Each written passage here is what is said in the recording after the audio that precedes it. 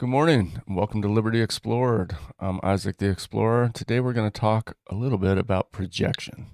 Not the kind of projection that you used to see in movie theaters where they project a video onto a screen, but the kind of projection we have in our mind, a psychological projection where we see through rose-colored glasses, where we have an idea of what something is before we define it within our own mental perception. And this is also relates a lot to the video I made yesterday on the simulation and the simulacrum, which is a very deep concept that's hard to get through. And so I thought we'd talk a little bit about this particular aspect of projection. So let's just get right into it.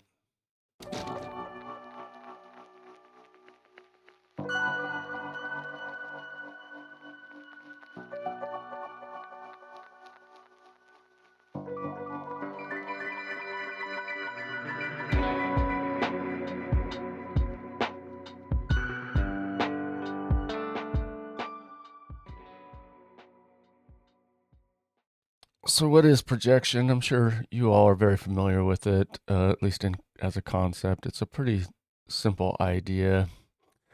And the problem with projection is that we're so consumed by a false reality and so consumed with the entrainment of what other people think or tell us, especially if they have a type of authority in our life, if we have an authority relationship with them, like a parent, for instance, the type of projection that they put into us is a very hard thing to escape. It's hard to find authentic reality because we live through a world of projections and of simulations.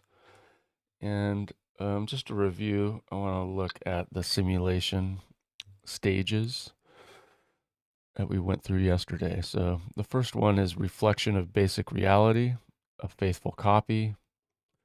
The second one is masks and perverts reality, a distorted copy. The third one is masks the absence of reality, a copy pretending to be real when the original no longer exists. And the fourth one is bears no relationship to reality whatsoever, pure simulation, a simulacrum. At this final stage, the distinction between reality and representation collapses. And why this is such a difficult concept to understand, it's partly because of this idea of just how our brain works. It's even our eyes. Let's take our eyes, for instance. When you see something, you don't actually see the thing that you're seeing.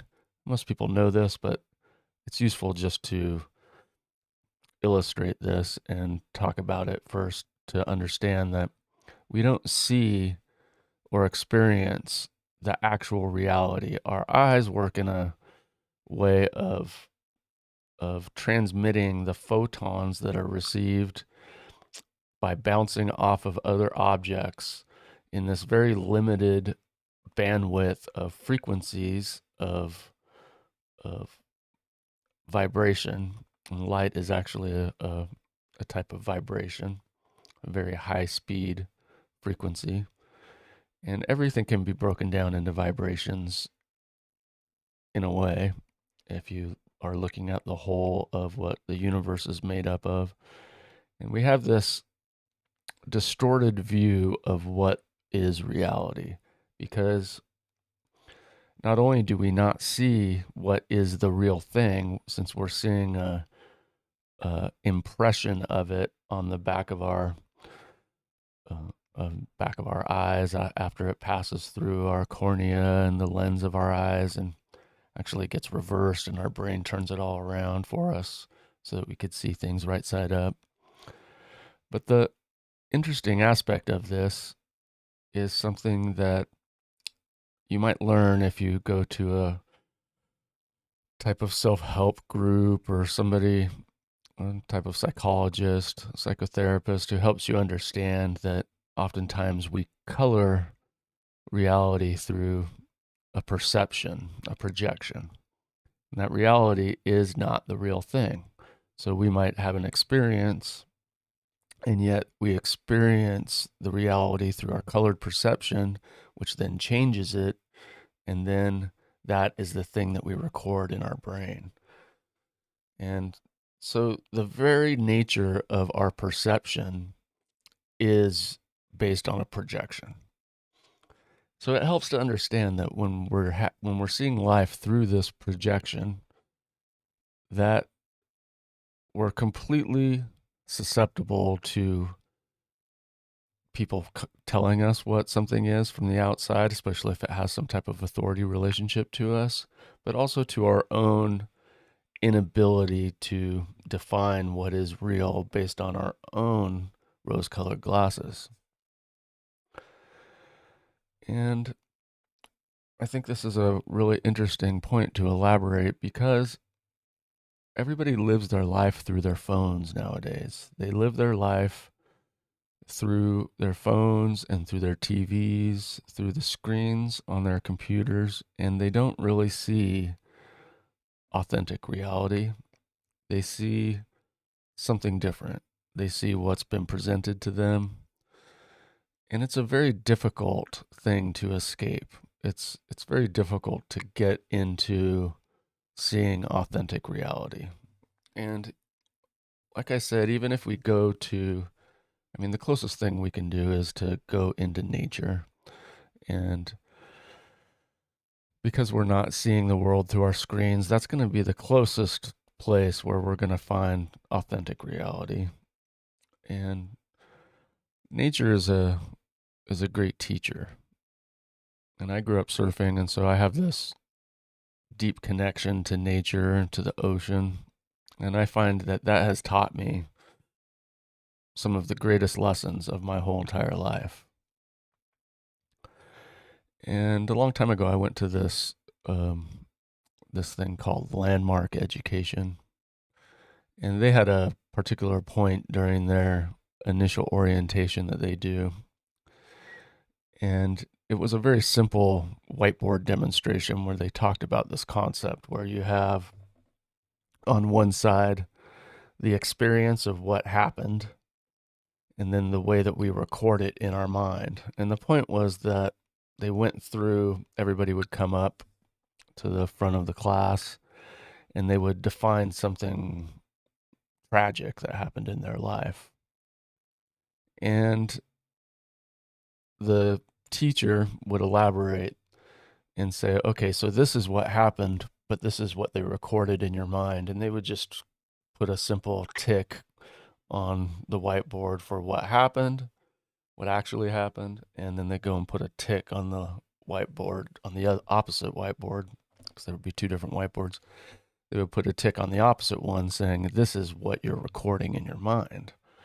And because we perceive our memories through the what's been recorded perception, which is a type of projection, a type of there's a barrier between what happened and the way we record it. And it's an interesting thing, a very important thing to elaborate upon or to take note of because we're constantly at the whim of this projected reality.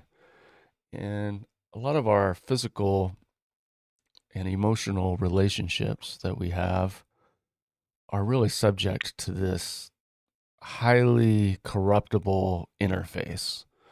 This it's like a computer, right? It's like recording it's like a recorder. Only the recording is susceptible to a type of filtration, a filtering of that reality. So as we just think about something in our past, let's say a tragic incident, especially things from when we were a kid, they are completely susceptible to this filtration, this coloring of the truth. And as we look deeply at ourselves and we look through these recordings of ourselves, that is essentially how we define ourselves. We define ourselves, our identity is a collection of these recordings. And when we think of people in our life that harmed us, for instance, we often create a label around those people. Now, that label acts as a certain type of projection. So let's say somebody like your father or your mother beat you as a child. That creates a very colored perception of them that will affect every single thing they do throughout your life.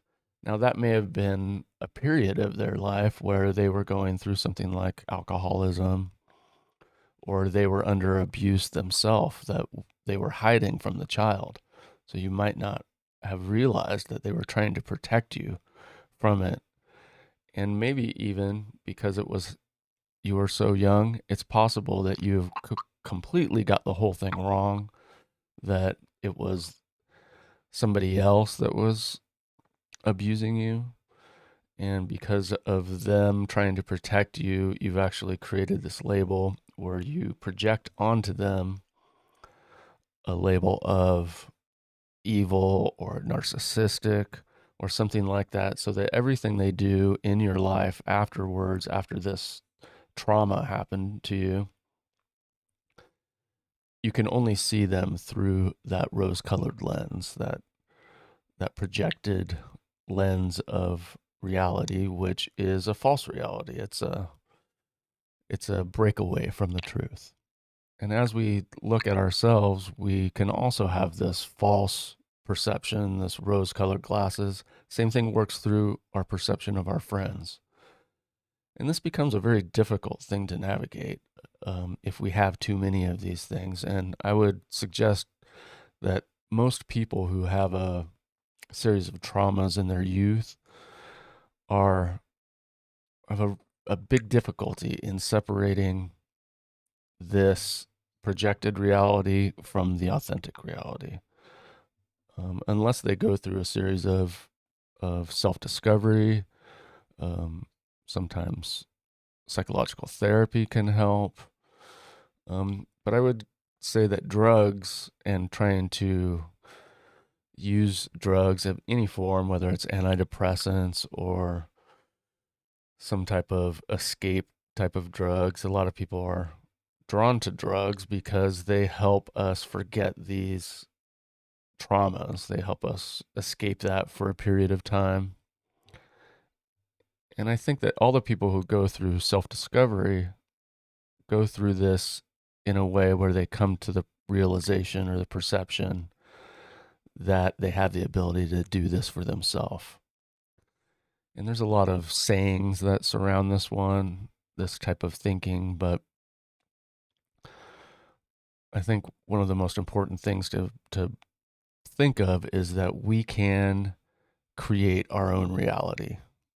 And that's an important type of perception, of projection that can work in a positive way. Like, for instance,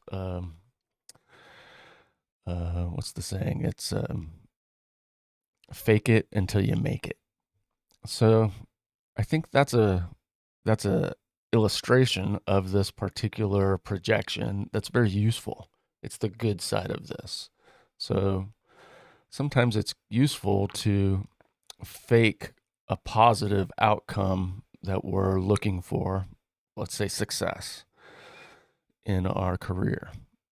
So oftentimes when we approach a new career path, or even our first one as a youth, as a person graduating high school or college and coming into our first stage of career, we might actually notice that it's very difficult at that stage, and there's a lot of people telling you you can't do it.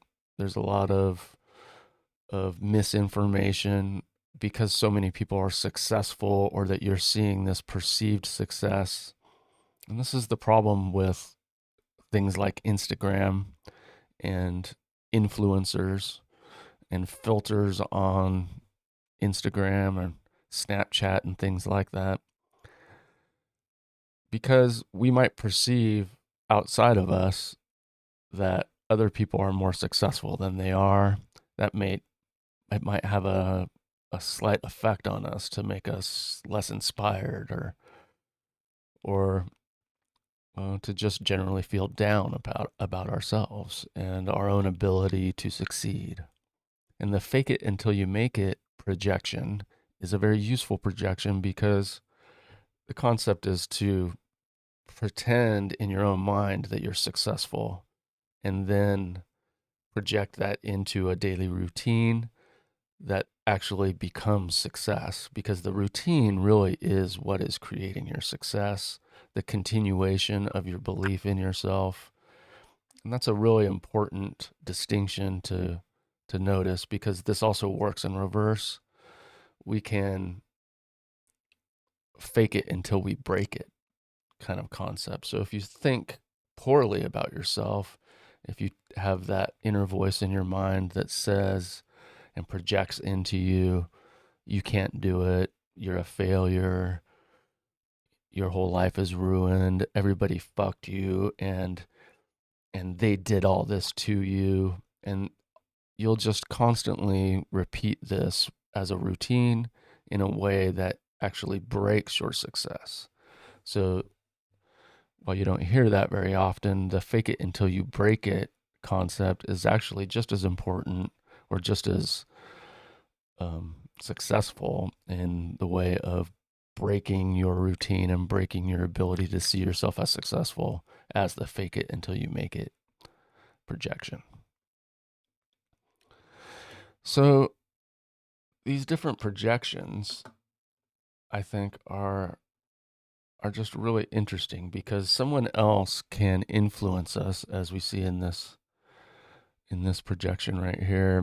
It's a person holding a silhouette of a bird, and so that we see that bird reflecting through the projection, and we might see something someone else is projecting into us as the authentic reality. Now, this is another type of fake it until you break it concept. It is that we're very much affected by the people outside of us.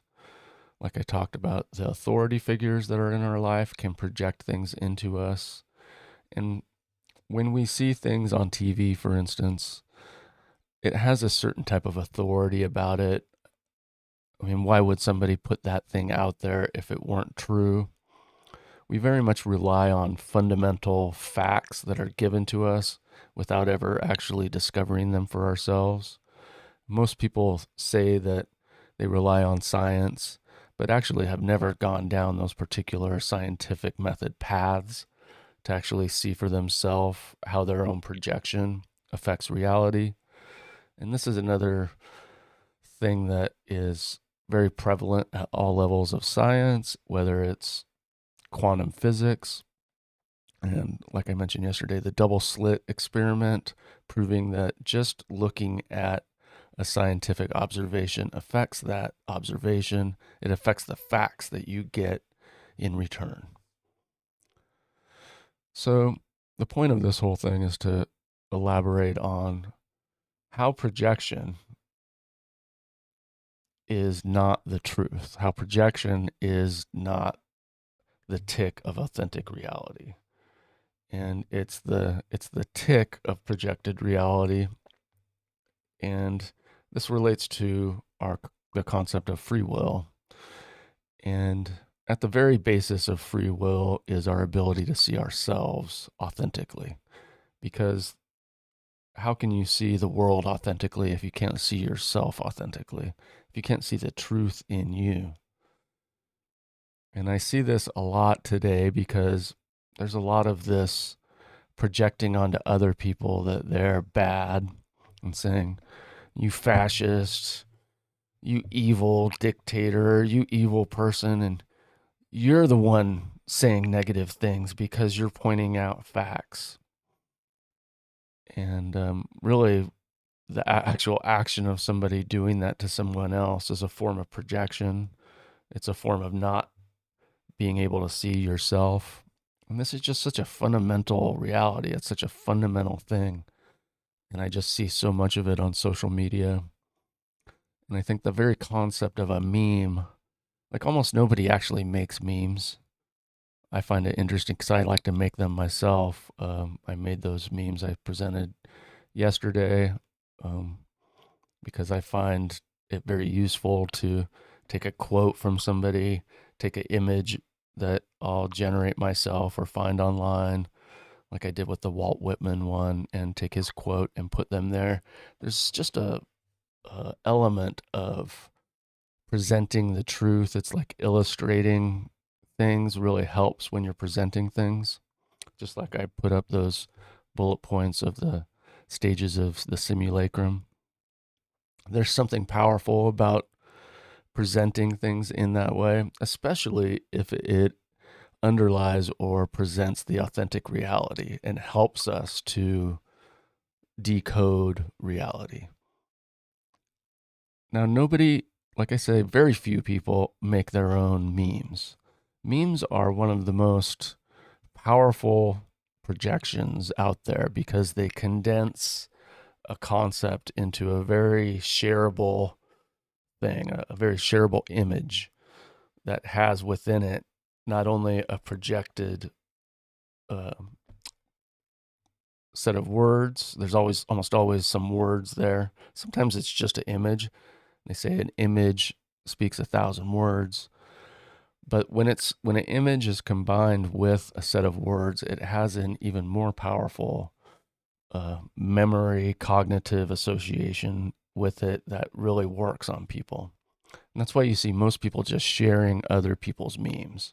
They don't really have the necessary ability to create that themselves. They don't even, they see it so much as truth when somebody presents a meme that way. It's very easy to just copy that and then put that on your social media and project that into your friend group. And I saw one yesterday that was especially disturbing. It just kind of went through this series of statements about kind of like defining what authoritarianism is, and then said at the very end, should I say it louder? As if there's just this inherent truth in the perception of this meme. And even just because they're not actually saying it, but it's just written in there, should I say it louder? There's this call to action to remember it as the truth defined right inside that meme, which personally I find extremely disturbing. It is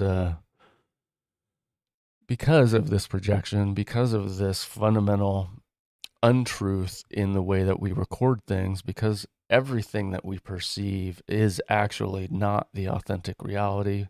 We're just seeing the image in our brain, we're recording it. If things line up, like the way we define truths in our mind is if the neurons have a collected neuron network of relationships that make that thing seem truthful and authentic. If there's a repetition or a pattern, patterns essentially create truths in our mind. If there's a pattern of a relationship, for instance, repetition. If we see something over and over again, we will record it as truth in our mind. And this is a fundamental, observable reality that everyone is susceptible to. And this is exactly the kind of thing they studied when the CIA did different operations like Operation Mockingbird or MK Ultra. These are concepts of how do we create an imprint on somebody of a false reality so that we can control them.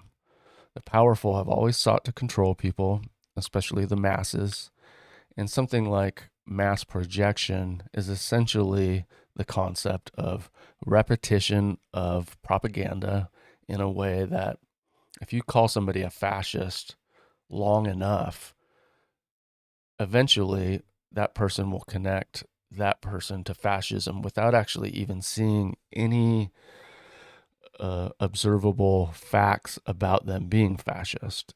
It's just that they were repeated that time and time again.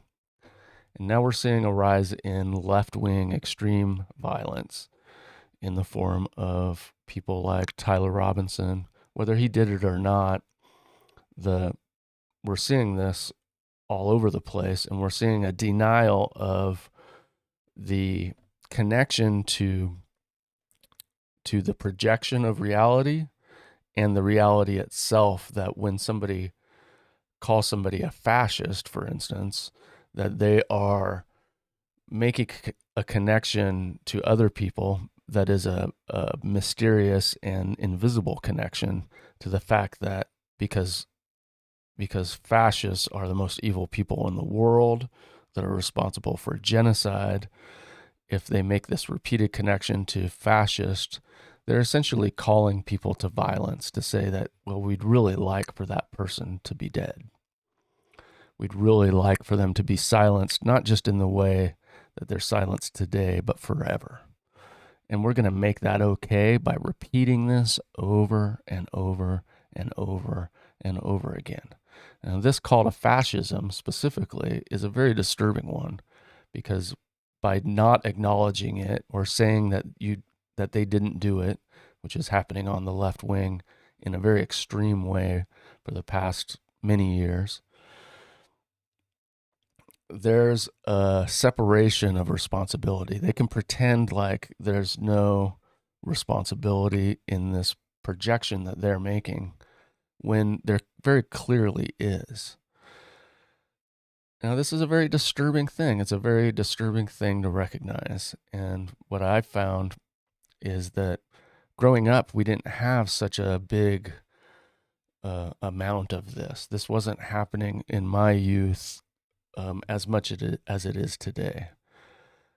And I think there was, in the media, for instance, there was a certain type of integrity underlying the role of owning a network or owning a news agency or even a newspaper or any form of interaction with the public.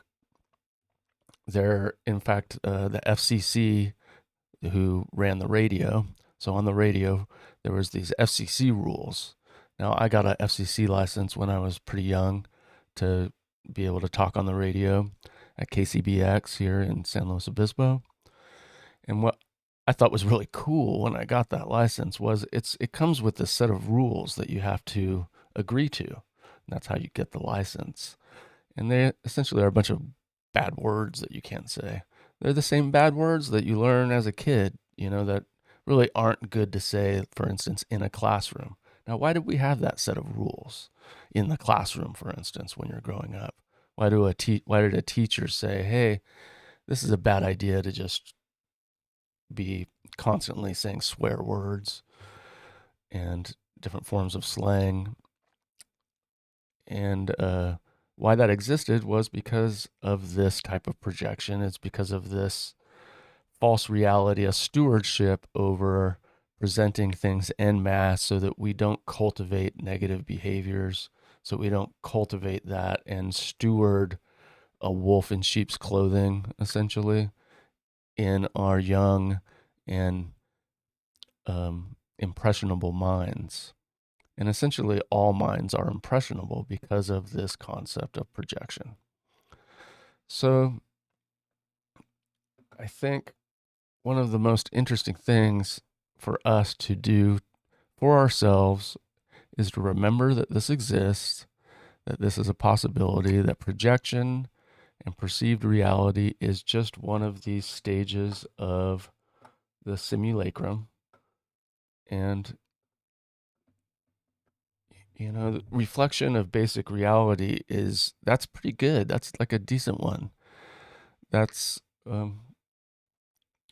okay. And that's everything that we see in our mind. That's all that is. Our recording in our mind is just that reflection of basic reality.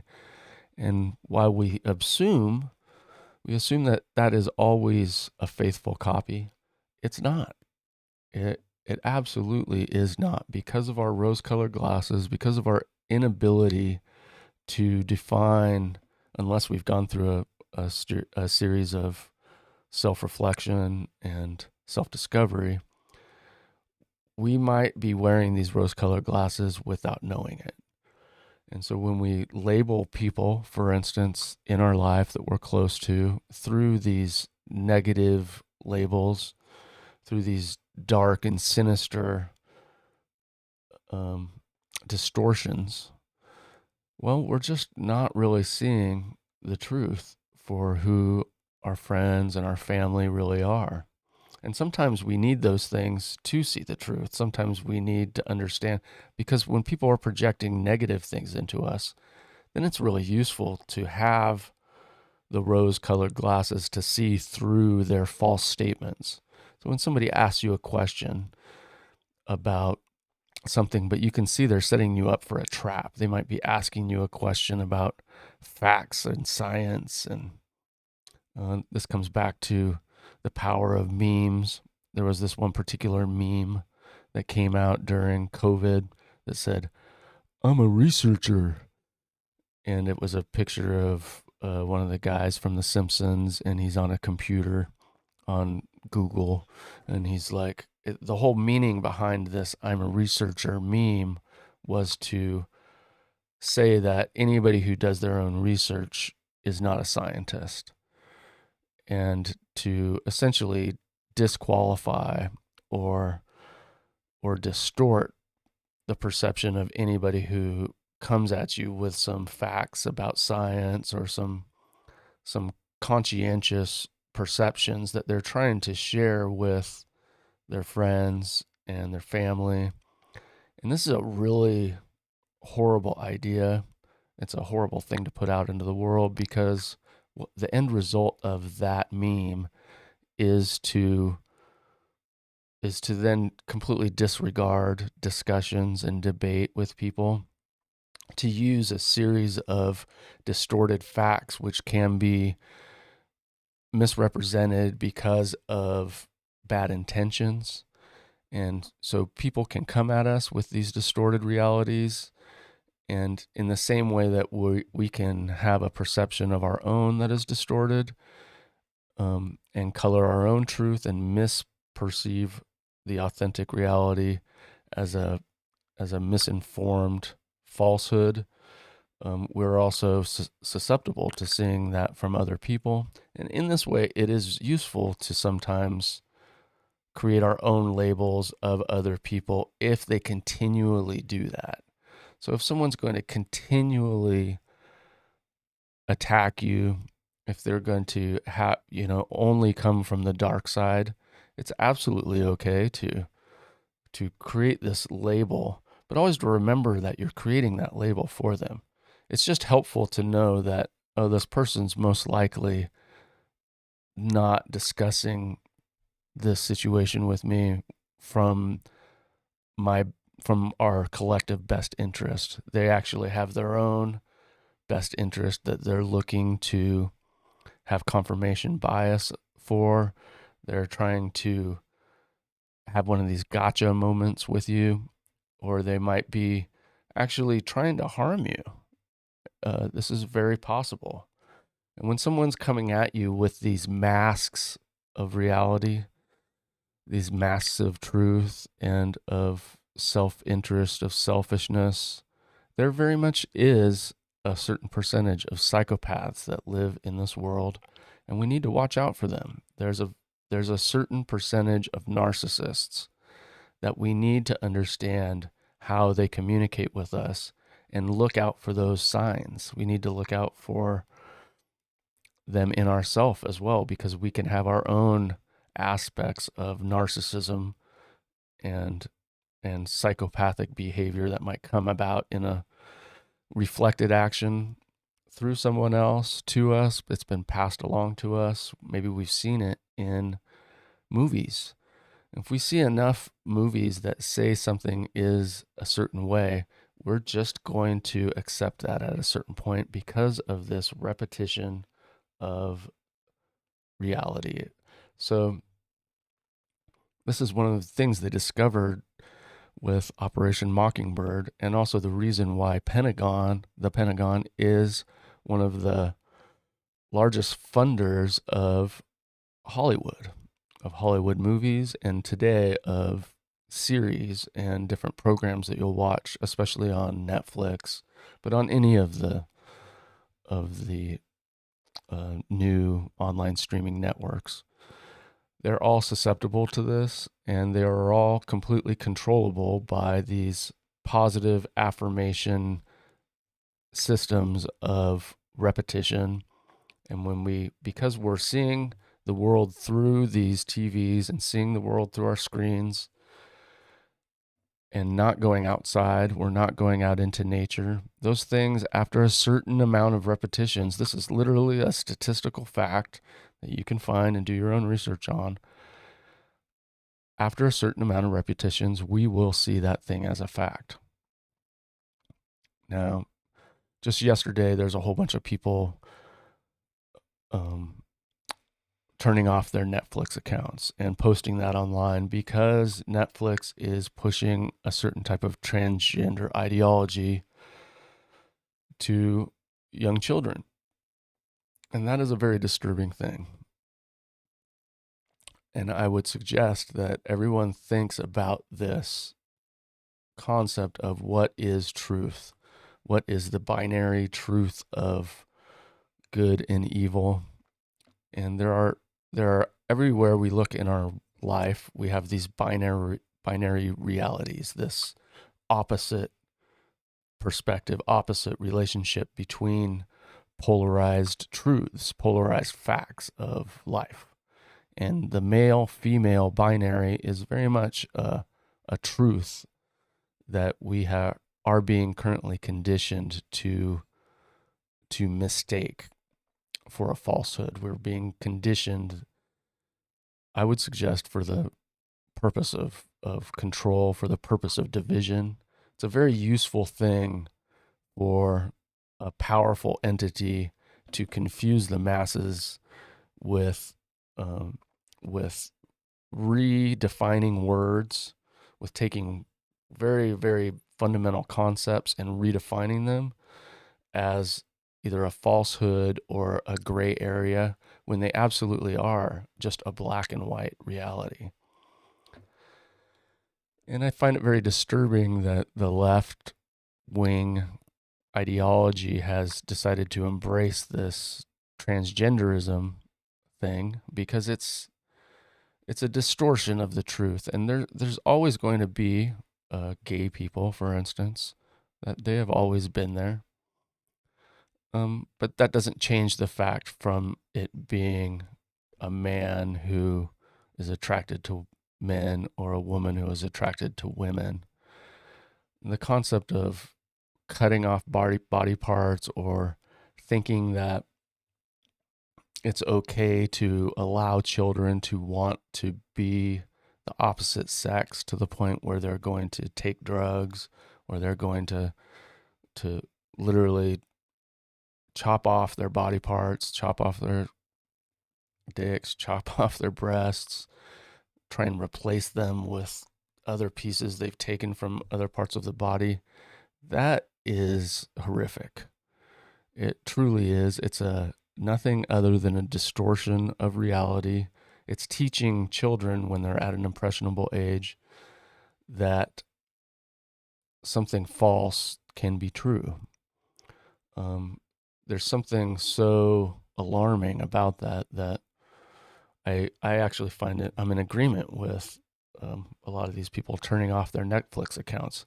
Clearly, Netflix right now is under the hidden hand of control of this type of pushing of a divide and conquer strategy to our children. And we see it also in the school system with these books that have been presented. Now, you can't even present the words in these books to the school board without them trying to shut you up. And that just underlies it, that understates the shock value of the falseness that's being presented, and also the dichotomy of separation of what is good and bad. And I think all of us need to remember that there is a real importance underlying presenting our children with truths and trying to teach them the difference between good and evil, and not teach them falsehoods from a young age. And I think it's interesting that this whole thing is happening with Netflix, although I don't think it's going to have much of an effect. What we are seeing today is a much bigger meta crisis of all these different crises happening at the same time. It's it has a lot more to do with things like the Instagram filters being a desired function of when people are making their Instagram posts, and the way that people see other people as successful on Instagram, and then wanting to be that way, to look that way. It seems like everybody's starting to look the same. Um, I've always hated the concept of Instagram because I've always hated this concept of, like, right when it first came out, I didn't even need to get on it personally, because what it did was color the truth, make you see your life through this image by image perception, so that you're going to then present, like, there's people who put all their money on their bed or whatever and then take a picture of it as if they're this super successful person. It's kind of also like what I used to experience when you go down to LA. There's this weird reality where you go down to LA, and LA is filled with all this success. You've got these people, and it's where Hollywood is, right? And there's this fake reality going on down there. And it's, as far as I can remember, it's been going on down there. It used to be very fun to go down to that and just kind of experience it for a little bit. But you'd find this repeated function of distorted reality, so that people would project themselves as a successful person. So they'd have this super expensive car that they drive around. They're dressed just super nice, and the women are just inescapably beautiful. And yet, if you met that person and found out about a little bit deeper, you'd find out, oh shoot, they're living out of a really crappy apartment, and that one suit that he's wearing, that's like his only suit. And or that woman is filled with plastic surgery, and it's actually making her look uglier as she gets older, sadly. And it was just a small phase of projection where everybody felt they had to project uh, this reality of success, when actually their own fundamental truth, their authentic reality, was something a little bit less than that. And I just want to project that that's an okay reality for everyone. I think it's okay to see yourself as you are. It's okay to have a projection of the authentic reality, and where the fake it until you make it is to fake the authentic truth and push that forward. If you try to make a goal of seeing yourself for who you are and then pushing that self out to the real world, you will find you get pushback because of this, because so many people have taken this on. They see it as the only way to do it. And that's why so many people, you go down to certain places like LA, you'll see a prominence of this projected reality. Their whole reality down there appears to be a projected reality, and yet it also draws success to it, which draws more people to it, and it creates this endless loop, the Ouroboros eating itself.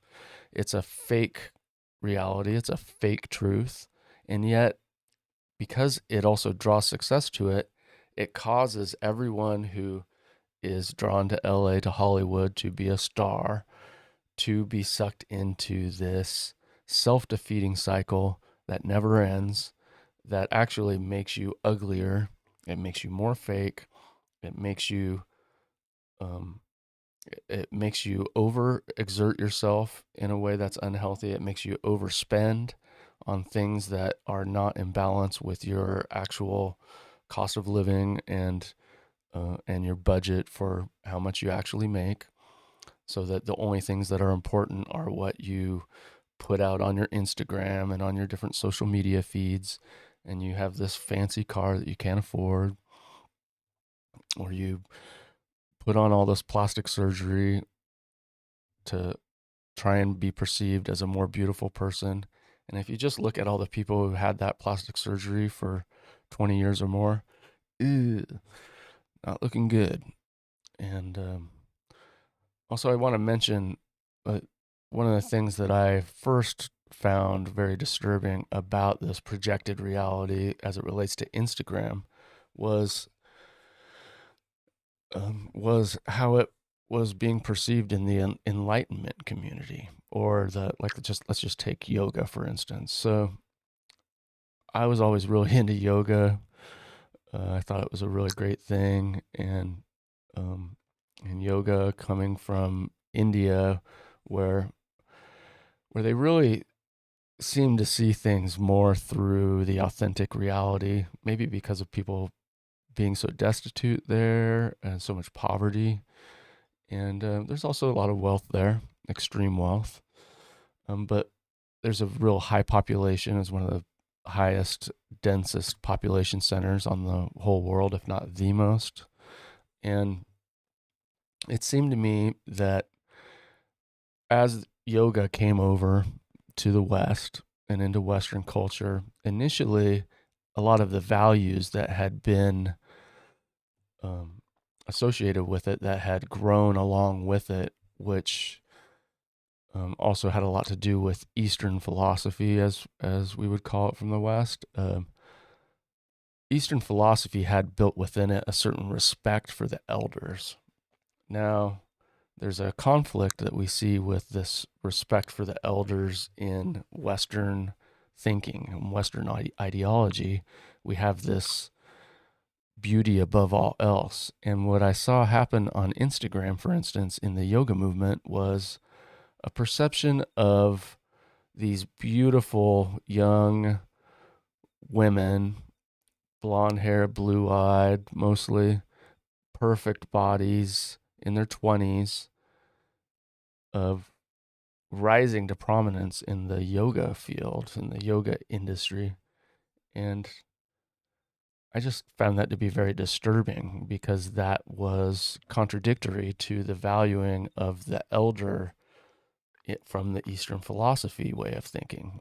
And that, as I had perceived yoga and Eastern philosophy in general, the way that you would find the best people was to find the most experienced one. So there was this built in honoring, the bowing, the you saw this in martial arts, for instance, where the old man with the white beard going down to here was the most authentic and truest form of that particular discipline.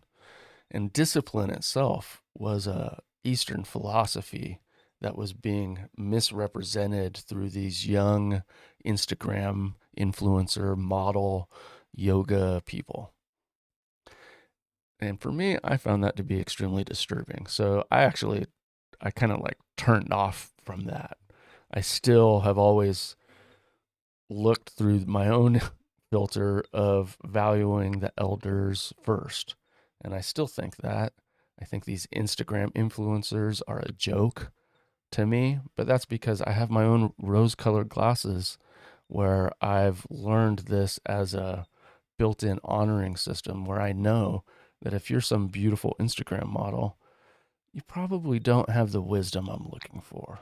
You probably don't, you know? And when it comes to yogic philosophy, because there's a built in philosophy underlying yoga, there's a mental work. There's not just the physical body, but what happens inside the mind and the heart. And inside that was this Eastern philosophy, this doing the inner work thing with seeing through the Maya, the distorted deception of reality, to see the truth. And so, coming back to projection, there is a possibility of projecting the good instead of the bad. And if we see and create this, coming back to Eastern philosophy and relating that to projection, it's essentially turning off the system of Instagram influence, of social media influence. And this actually goes back to TV and radio. And So I had worked on this as a way of seeing through bad TV programs because I had worked as doing my yoga as a young person, and I still do my yoga mentally, although I've fallen away from it. I need to get back to it. It's something I want to do, but I just find the modern yoga landscape to be filled with this distortion. I find the enlightenment landscape to be filled with this distortion. And um, I do think that, while I learned some really great things from the Landmark Institute, uh, Landmark Education, it also was prone to this sort of identity politics thing that was going on, this valuing success over the authentic truth. Um, I went to this other program called IBI for a while. I met some really great people there. For instance, my friend Chris, I met through there, who I still am really great friends with to this day. My really super deep friend who's dead now, Caroline. I met her. Well, we both went to that together, and that group was based on a powerful uh, undercore that was more about enlightenment. It was sort of the connection between enlightenment and success in business. And at least at the very beginning of when I was reading all these books on success, it very much seemed like there was a connection between enlightenment and the same things that they would talk about in enlightenment books. And I was super into Wayne Dyer and Krishnamurti and Thich Nhat Hanh and um, all these different types of self discovery books. At the same time, I would read books that were just all about being successful as an entrepreneur. And it seemed like there was just a lot of correlations between these realities, especially at that time, the early days of the internet, when the internet was pure. It had a certain quality of attracting the right people. And success had everything to do with these enlightenment principles where it was all about the people, like your groups. It was less about the facade. Nowadays, it's all about the facade, the fake reality. But back then, it really was about these core concepts. And I try and hold these and have instilled them so deeply in myself. I still see the world through this honoring of the values of Eastern philosophy. I'm real into Zen Buddhism. I'm real into Buddhism, the story of the Buddha. I'm real into Christianity. And I try and take things from all religions that have value if I see there's value in them. In this, I have a very open-minded way of looking at um, at this projection or of telling of truths of wisdom that we get from the elders. And I find that it's very much in harmony with what I've learned from nature, very much in harmony with what I've learned from the old days of doing yoga and from taking on yogic philosophy. And so I want to end this today just by saying we all have the power to do this for ourselves, to project the good into the world. I really suggest that you do that for yourself first and try and remember to value our elders, try and value nature first, try to see things as truth where you can find it. Try not to be influenced by the projection of darkness, by the projection of something that can be a falsehood, and so I think everybody should check out Plato's Allegory of the Cave. Look into that. Go read this book, The Simulacrum and Simulation, that I talked about yesterday. Um, Check out the old style of yoga. Look into Buddhism. Look into things that come from old sources and try and find the hidden truth inside that. There's a certain consistency One of my friends calls it the Word of God. There's a consistency where you can see that it's good um, in certain old books and certain old truths, and if we try and use those as how we perceive the world because of our inherent inability to see the authentic truth, the fake it until you make it concept of projecting using these principles of goodness, of Christ consciousness, they're everywhere. And lastly, I just want to say something I really appreciate about Jewish culture, because right now I see a lot of negativity surrounding our projection of Jews, Israelis, and people from Israel, and Zionists in particular. And I want to say that I found something that I really value about their culture, and that is kosher. I think kosher is freaking awesome. It's like this really interesting concept. As soon as I learned about what it was, I was like, man, this totally relates to my own thing about cooking. And as a hobbyist cook, I have a passionate desire to try and have the freshest and cleanest food that I put into my body. That relates to the same thing about everything that I intake. I want the cleanest. I want this. I love this concept of kosher. And I think that is a very Jewish thing that I love. And that's also a relationship to the fact that not all Jews are bad, and there may be some really bad ones out there doing some really bad things. But I noticed there's a bunch of Jews calling that stuff out just as much. There's a bunch of good Jews out there, just like there's a bunch of good Muslims, and there's a bunch of good Chinese people. And when we label these there's a bunch of good Russians, like a bunch of great Russians, actually. It's so bizarre that we've created this hate relationship of different nations. And I think it's just important to remember to find the goodness in those other people and to try and only see things through the relationship of what is good and evil, what truly is honestly true, not see things through the projection. And so, with that, I thank you. I love you all. God bless, and I'll see you next time. Hey, don't forget to like and subscribe. I think you'll like it if you do.